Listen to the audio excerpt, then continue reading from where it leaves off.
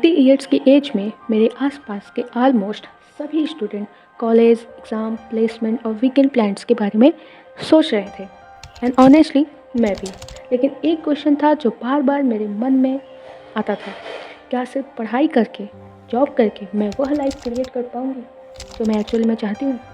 And I वॉजन looking for shortcut, I वॉजन dreaming for becoming rich overnight, but I wanted to understand one thing that nobody really teaches in the school, and that is how money works in real life. और यही curiosity मुझे trading की तरफ ले गई।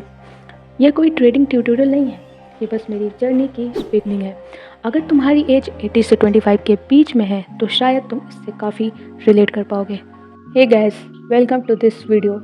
Today I want to share why I started learning trading as an 80 years old student and what was going on inside my mind when I made this decision.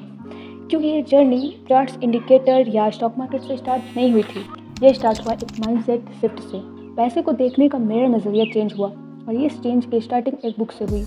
कुछ महीने पहले मैंने rich dad poor dad book पढ़ी।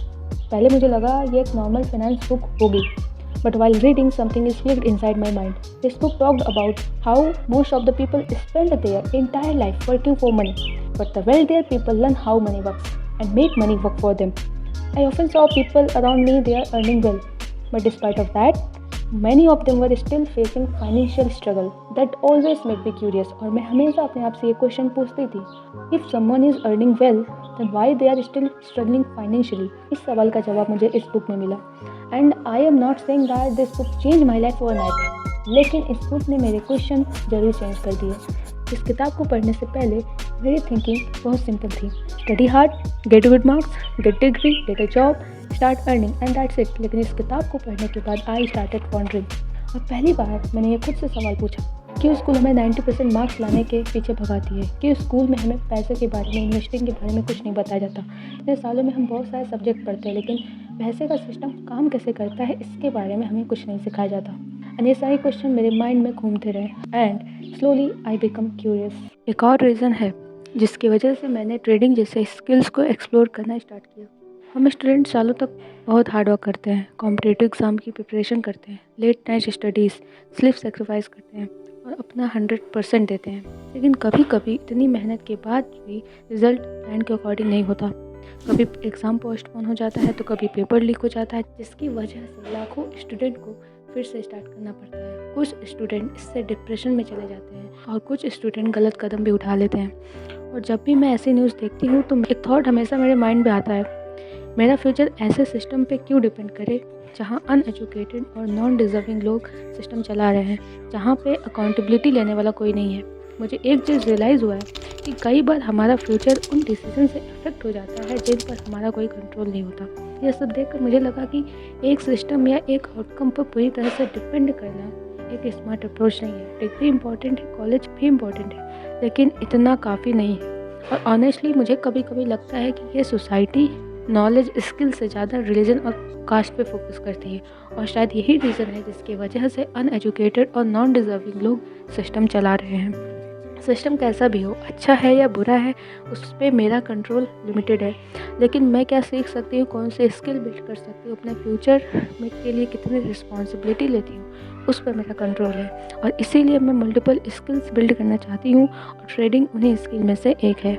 जब मैं different wealth building options को explore कर रही थी तब मुझे ट्रेडिंग के बारे में पता चला, और इनिशियली मेरी भी वही थिंकिंग थी जो ज़्यादातर लोगों की होती है। मुझे लगता था ट्रेडिंग का मतलब सिर्फ स्टॉक्स को बाई करना और सेल करना होता है, और ये भी लगता था कि ट्रेडिंग एक गैम्बलिंग है, ये बहुत रिस्क की चीज़ होती है। लेकिन जितना मैंने रिसर्च किया उतना ही ज़्यादा मुझे समझ में आया ट्रेडिंग के पीछे एक पूरी दुनिया है।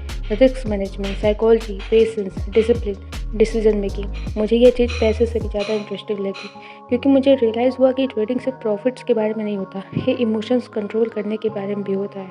अगर तुम स्टूडेंट हो, एग्ज़ाम का प्रेशर, अनसर्टेनिटी और एक्सपेक्टेशंस को हैंडल कर चुके हो तो तुम्हें पता होगा कि इमोशन कंट्रोल करना कितना डिफ़िकल्ट होता है। और शायद यही चीज़ मुझे सबसे ज़्यादा अट्रैक्ट कर गई। लेकिन एक इम्पॉर्टेंट बात, मैंने ट्रेडिंग क्विक मनी के लिए स्टार्ट नहीं की। एक्चुअली जितना ज़्यादा अब तक मैंने सीखा है उतना ही मुझे समझ में आया है कि ट्रेडिंग ईजी नहीं है। बहुत सारे बिगनर्स मार्केट में आते हैं, ये सोच कर आते हैं कि वो एक महीने में रिच बन जाएंगे, लेकिन रियलिटी काफ़ी डिफरेंट होती है। इसलिए सबसे पहले सीखना इम्पॉर्टेंट है। बेसिक्स को समझना, मार्केट को समझना, डिसिप्लिन बिल्ड करना, पेशेंस डेवलप करना, क्योंकि एक्साइटमेंट टेम्परेरी होती है लेकिन स्किल लॉन्ग टर्म साथ देती है। मुझे लगता है कि बहुत सारे स्टूडेंट इस बात से रिलेट करेंगे। 80 और 90 की एज में फ्यूचर काफ़ी अनसर्टेन लगता है। हर कोई पूछता है क्या बनना है, कौन सा करियर चूज़ करना है, फ्यूचर का क्या प्लान है, और हर बार हर किसी को ये आंसर पता हो ये ज़रूरी नहीं होता। मुझे भी नहीं पता, लेकिन एक चीज़ समझ में आई है, तुम्हें अपनी पूरी लाइफ को आज ही फिगर आउट करना इंपॉर्टेंट नहीं है, बस नेक्स्ट स्टेप लेना इंपॉर्टेंट है। अगर तुम ये वीडियो देख रहे हो और तुम्हारी एज 80 से 25 के बीच में है, तो एक बात याद रखना, तुम्हें आज ये सब कुछ पता हो या इम्पोर्टेंट नहीं है, लेकिन एक चीज़ जो सबसे ज़्यादा इंपॉर्टेंट है वो है लर्निंग। चाहे ट्रेडिंग हो, इन्वेस्टिंग हो, कोडिंग हो, कंटेंट क्रिएशन हो, या फिर कोई भी स्किल जो तुम्हें इंटरेस्टिंग लगती हो, बस कहीं से स्टार्ट करो, क्योंकि हर एक एक्सपर्ट कभी ना कभी बिगनर था और हर एक जर्नी की स्टार्टिंग एक छोटे स्टेप से होती है, और मेरे लिए ये वही स्टेप है। Start your journey from today. Thank you so much for watching. मिलते हैं नेक्स्ट वीडियो में।